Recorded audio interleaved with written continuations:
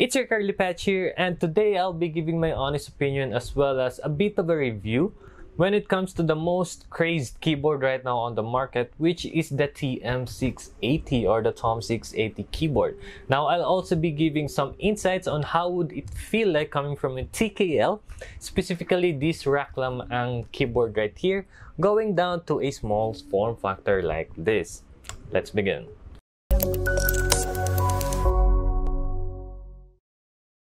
Now, a little background on why I think this board actually got the fame of being a budget GMMK Pro. It's probably because when GMMK themselves released this board right here, which got famous especially because of the volume knob design.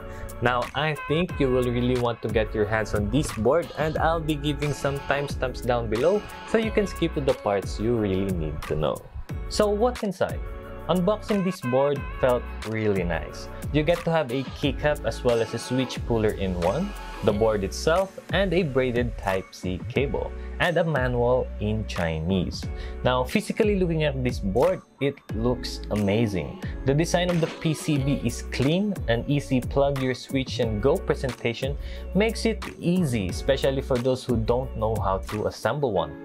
The board is also Type-C ready, which makes it a bonus as we are now moving to Type-C cables. Now let's move to the PCB of the board. The PCB is clean and offers a 3-pin or 5-pin hot swap. However, you might need to be really careful when installing your switches because as you can see, the pin slot is a straight line in.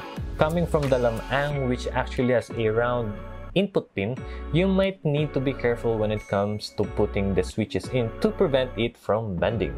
However, it assures that your switch is snugly fit inside. Now let's talk about the side glow and LED lights on this board. The added side glow greatly adds to the aesthetic for the keyboard. However, it will probably add as a color highlight only, as it doesn't really stand out and gets totally wiped out when you place it under the screen bar light for the PC. Now the top side glow at all is not that visible unless you take a peek right at it. Much like other keyboard, it has controllable RGB lights, but the assortment of the RGB patterns is something that you might not really like, and I personally just keep it off except for the side glows. The light patterns are not really that great. The patterns provided in the software is still not that good. I'd say the Lamang software was a step above when it comes to the RGB patterns. Now let's talk about the keyboard size differences you will get with this board. Now there's a noticeable size difference with the keyboard. However, the adjustment to the typing won't be that much of a difference as your OEM profile keycaps actually fit on this board, aside from the right shift and the lower modifiers, which will require a specific keycap size. And here it is, my bad, compared to the Apple Maker Skylong, just for an added size comparison. Now let's talk about the stock stabilizers that come with this keyboard. Now I'd say personally the stock stabilizers of this are a lot better compared to the ones with the Raklamangs, and I'll be putting in a clip to show you the sounds or the quality, or rather the feel of the stabilizers you will get when you get this board.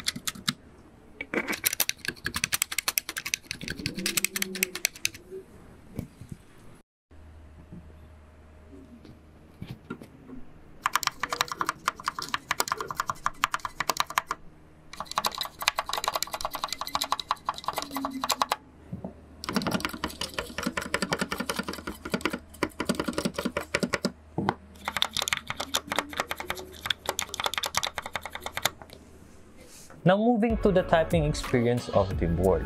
The typing experience was not really that different from the TKL keyboard. However, if you are going to be using an OEM profile keycap, pressing the backspace button for some reason was not that comfortable compared when I placed an XDA profile keycap on it.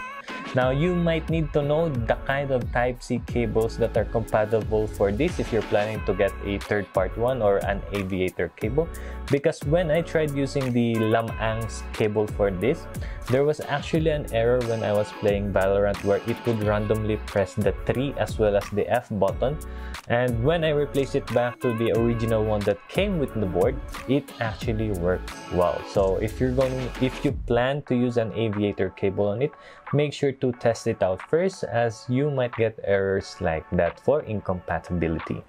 Now this time around, let's talk about the volume knob quality. The volume knob is actually rigid and rolling it feels quite good. However, pressing the knob to pause the music would need a bit of pressure to press to get it to click.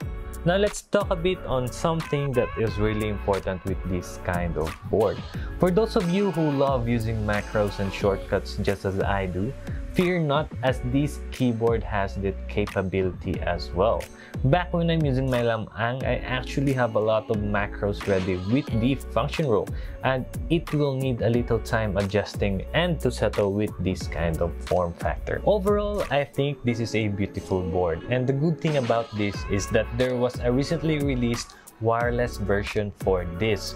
Now of course it comes with an additional price for it. I don't see myself going wireless with this yet though, as I plan to add an aviator cable with this. Now for its price and keyboard size, I think I might keep this keyboard, especially because the stock stabs are really that good. Now though I recess from time to time when it comes to the volume knob, as the Lamang's knob is placed on the lower part rather than the top part. Now, do you think this qualifies as a budget GMMK Pro or not? You let me know down below if you want to, and hopefully this video was informative for you. I'll see you on the next one. Patch out.